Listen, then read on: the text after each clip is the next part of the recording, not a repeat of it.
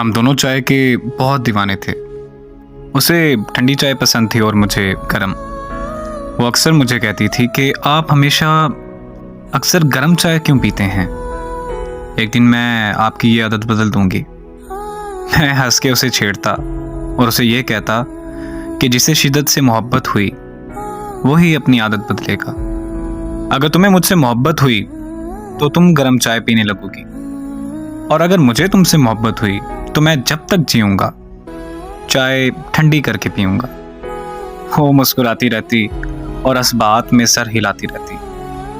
फिर अचानक क्यों हुआ कि उसने मोहब्बत की मंजिल ठुकरा कर उसने अपना रास्ता बदल दिया। पहले वो बेवफा हुई, फिर वो हमेशा के लिए जुदा हुई। उसके बाद मेरी आदतें बदल गई। अब मैं अपनी जिंदगी नहीं जीता, बस उसकी याद के लम्हों में जी रहा हूं। बरसों से गर्म चाय ठंडी करके पी रहा हूं।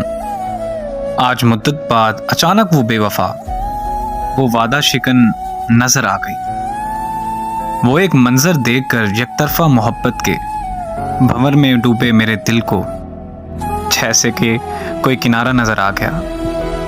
बजाय तो वो किसी और के संग हंसते मुस्कुराते हुए जी रही थी, लेकिन असल में वो मेरी जिंदगी जी रही थी। बेख्याली में ही सही, लेकिन भाप उड़ाती गर्म चाय पी रही थी।